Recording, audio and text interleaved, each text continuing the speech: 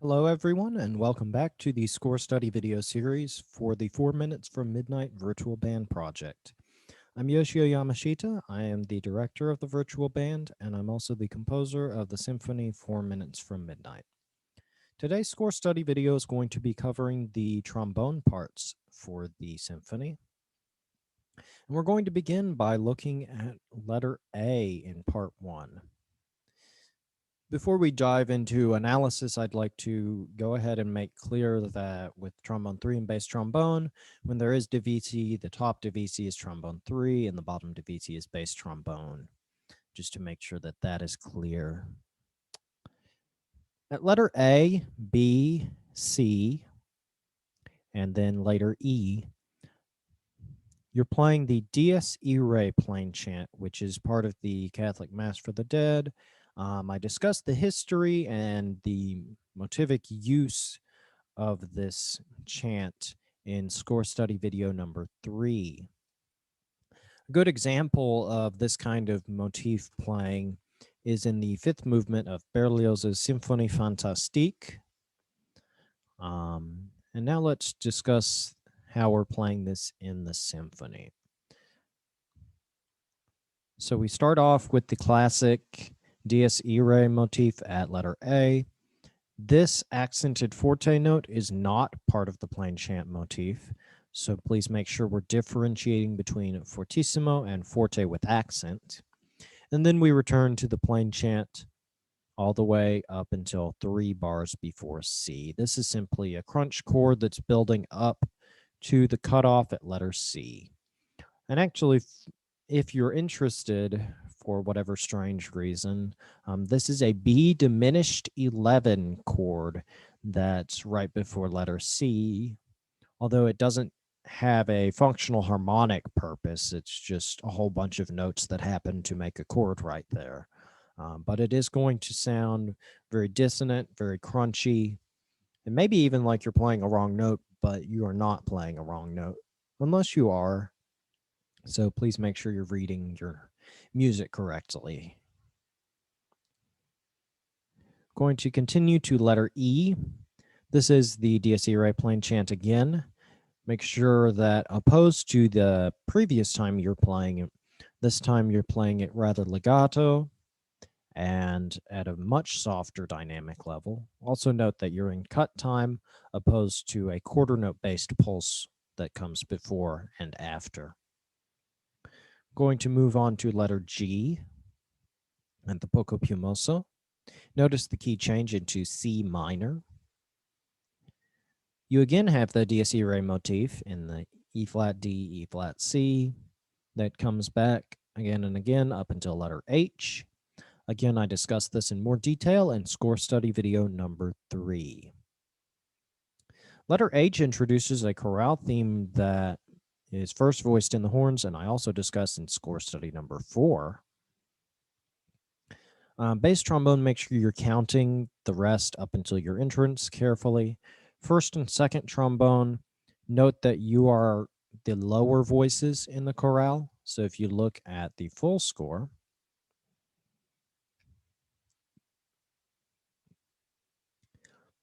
the first horn, where my mouse is, and then the third horn are the higher voices in this chorale, and you are the 2 lower voices. So make sure you're trying to balance appropriately. I know it's difficult to balance in a virtual ensemble since you can't really hear what other people are recording, but be conscientious there. And then, of course, the same consideration applies to bass trombone and third trombone when you come in 3 bars after H. Letter I is a repeat of the Dies Irae motif to close the first movement and lead us into the second movement, which starts at letter K. Again, I talk about this in a little more detail in score study video number 3, but pianissimo here, the triple piano, does not mean for you to be silent or inaudibly quiet. It means that we want the notes to still be heard, but we want them to be very quiet. At letter L, you're playing kind of a harmonic backdrop to what's going on. This is the introduction of the principal theme of the second movement. If you've listened to the piece before, if you haven't, I highly suggest you do. There is a score video with the audio on it. It's a condensed score video that is on this YouTube channel. This theme is going to come back several times in the second movement. Please observe this crescendo. Many other parts do not have a crescendo, so it is up to the trombones, the euphonium, and the tuba to lead this crescendo into letter M. First trombone, make sure you're in tune. Make sure you're counting the ledger lines if you need to count the ledger lines. Second and third trombone, bring this figure out in the second half of the fourth bar of M, which is bar 119. And especially lean on this note that's tied over the bar line, which is really just your kind of garden variety of suspension and resolution, but that's still something that needs to be brought out. And again, here in bar 120, 121. And then, of course, observe the decrescendos going into N. Letter N is a gorgeous horn chorale that is a recap of what happens at letter L. Letter O is that same theme at letter L and letter O in a different key. Second trombone, make sure we're doing the divisi here. First trombone, you have another descant. And then all trombones have this fanfare figure with the trumpets 3 bars before Q. Second trombone, you have this very special moment with the trumpets. Let me stretch it out so it's easier to see. Make sure you're crescendoing from forte piano to a sforzando to quadruple piano by the bar before Q. And by quadruple piano, yes, I do mean quadruple piano. It should be inaudibly soft, opposed to the triple piano that we talked about earlier, where we still want to hear notes. This should fade to almost nothing. And yes, that is the desired effect. And then notice the sforzando has 2 Fs, which means fortissimo instead of suddenly forte. At letter S, first and second trombone, and then, of course, later, third trombone and bass trombone at the a tempo.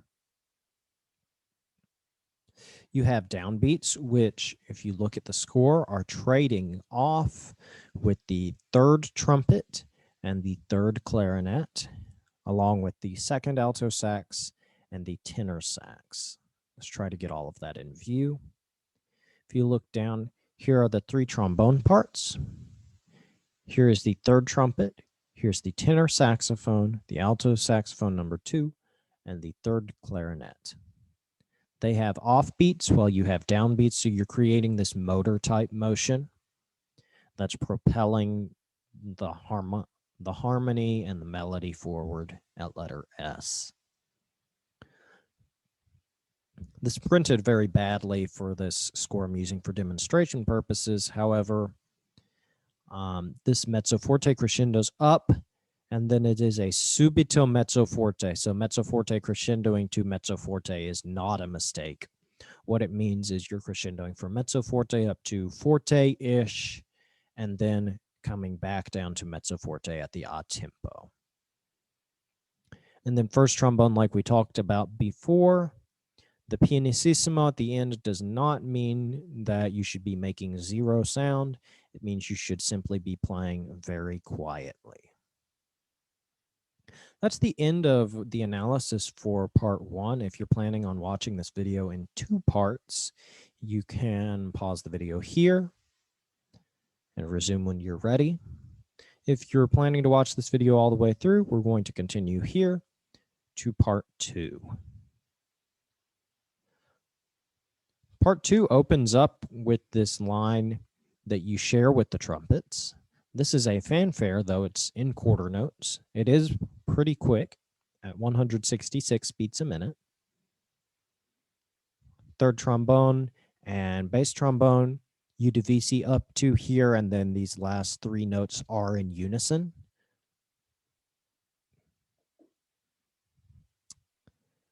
At letter A, you may think you're playing a wrong note. That's because of the chord that's there. This is a chord. Let's look at the condensed score so it's easier to read. Let's look down here. The tubas have a low C, and then on top of that is a B flat minor chord, which is spelled B flat, D flat, F. Now let's think about that very carefully. There's a C that the tubas are playing, and then the B flat minor chord has a D flat in it. If you've ever gone up to a piano and played C and D flat at the same time, chances are it didn't sound particularly pretty.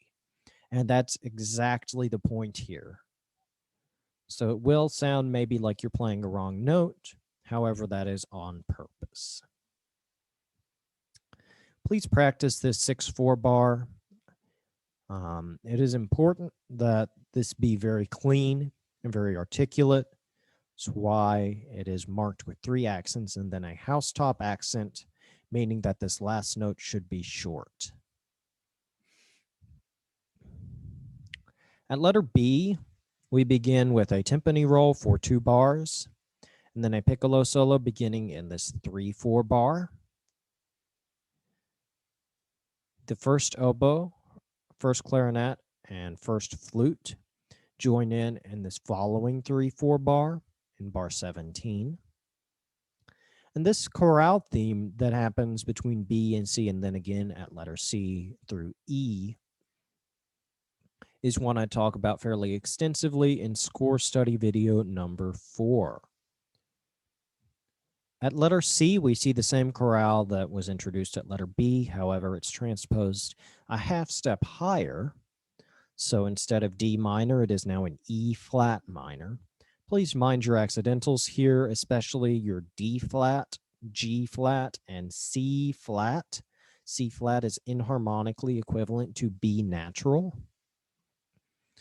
Especially those of you who don't play in key signatures like E flat minor very often, you'll want to mark your accidentals, especially your G flats and C flats, and then your other flats, B flat, E flat, A flat, D flat, if you need to mark those.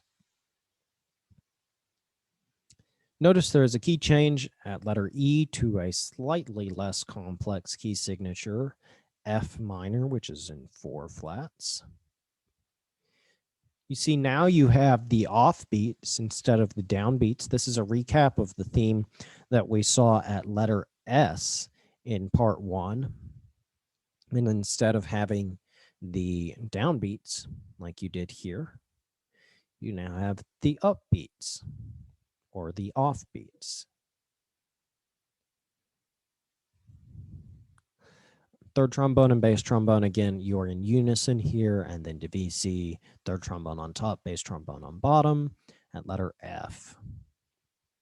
The chorale here at letter F is really your moment in the sun. It's one of the big trombone moments in this piece. So let's listen to the first 2 phrases here, and then you've got a bunch of rest.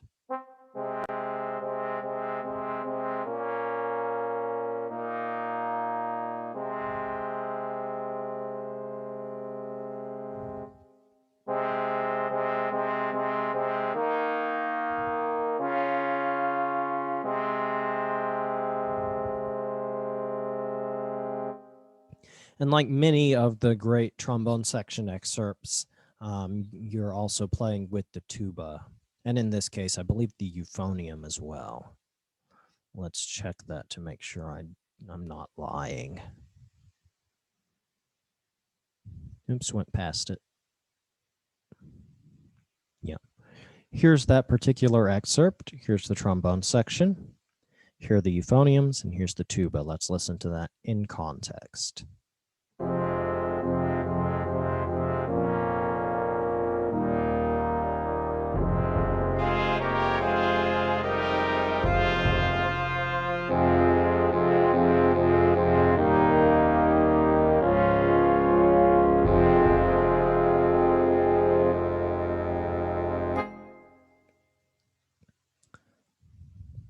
And then you play that same phrase again in the bars before G. It's very legato, very much like a chant. kind of like a Russian choir. In the bar before G, you'll hear a Piccolo Solo. You'll hear a timpani hit and the downbeat of G in the 2/4 bar. And then if you watch the conductor video, you'll see me cue in the 4/4 bar. This is a chorale theme that makes up the kind of grand finale of the piece, the chorale that's heard at the very end of the symphony, at the end of part 2, which I discuss at pretty decent length in score study number 3. Trombone 1, make sure you are observing the dynamics here at letter H, accented mezzo forte up to a sforzando, and then down to pianissimo.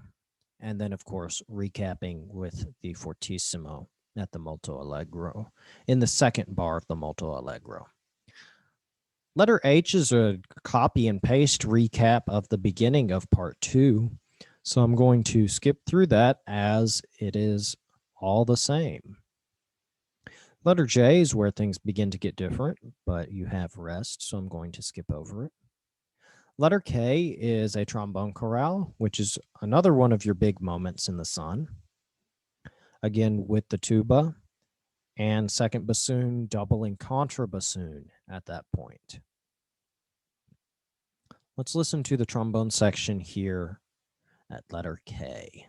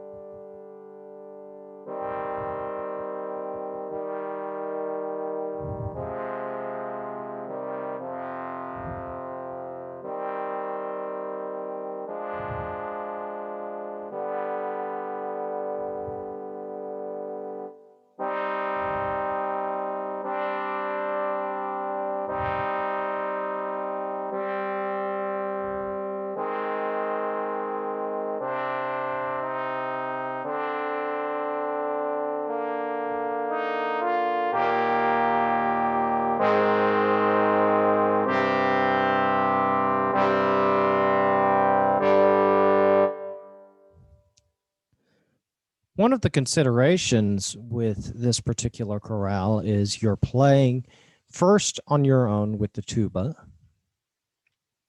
Let's look at that.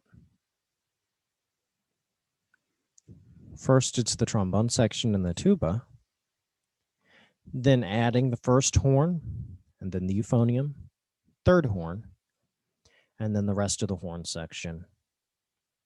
And then, of course, the rest of the band joins in closer to letter M. Make sure we're following the dynamics very closely. First trombone, it's subito mezzo forte right before the poco più mosso. Same thing with second and third trombone. And then crescendoing up to forte.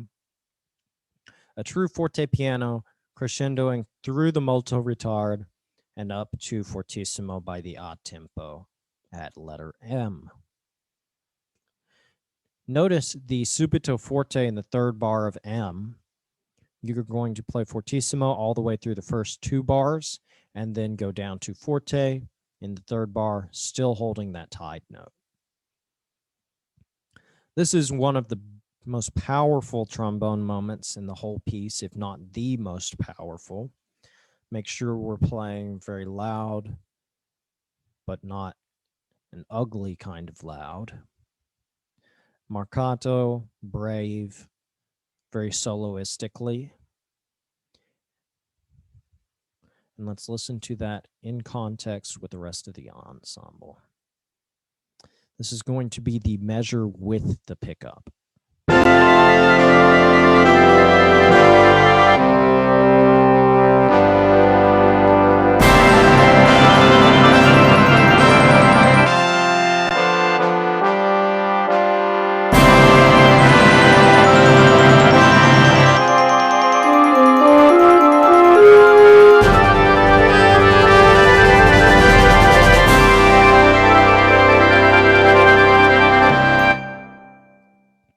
So as you can see, very much a spotlight on the trombone section right there. First trombone, especially bring out this high A flat, as it's a note that's not in the key signature, and it makes this chord stand out and be very special in context of the phrase it's in.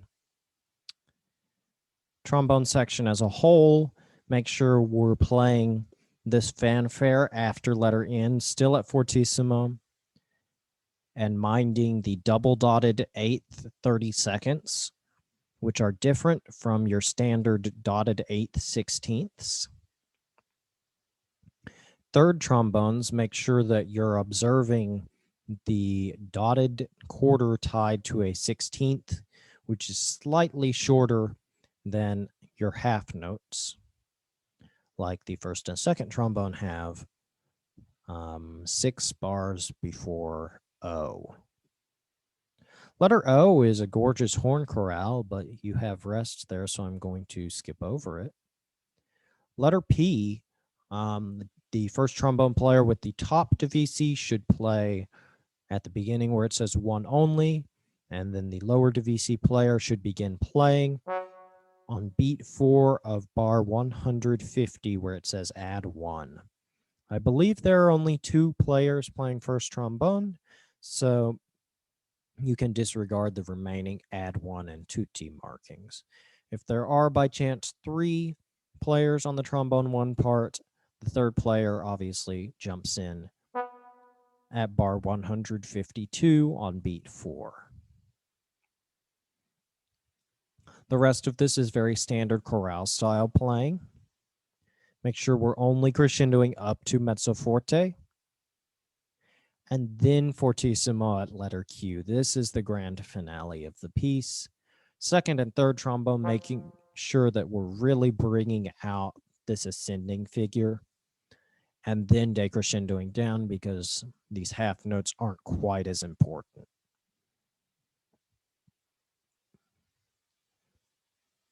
This passage at letter R and the measure preceding R is extraordinarily important.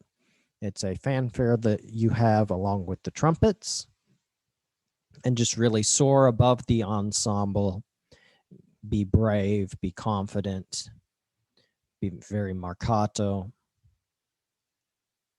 And then, of course, the same applies to the rest of the piece, where you have fanfare type figures, second and third trombone, that consideration earlier with bringing out these eighth notes, and then decrescendoing down a little bit, still stands. And then, of course, comes the coda with this accented figures. Make sure you're going down to subito forte here as marked, and then back up to fortissimo with accents, and then crescendoing. When you're playing this fortissimo with accent, make sure that you're not playing so loud that you're giving yourself nowhere to go. Make sure there's still room to go up to fortissimo at the end. So fortissimo with accent should be loud, but you should still have somewhere to go so you can crescendo to fortissimo at the end. Also notice that the eighth note at the end has a legato marking over it. This is not a stinger on a Sousa march. This is an eighth note that we're going to hold out for its entire duration, for its full duration, and it's going to be slightly long. And that concludes the analysis of part 2 and the analysis of the trombone parts for the Symphony 4 Minutes from Midnight. I hope this video has been informational and helpful in preparing your interpretations for video recording. If you have questions or comments on this video analysis, you can email us at 4minutesvirtual@gmail.com. If you have other spots in either the trombone part or the full score that you'd like to see covered in an additional score study video, you can also email us at 4minutesvirtual@gmail.com. Thanks for watching.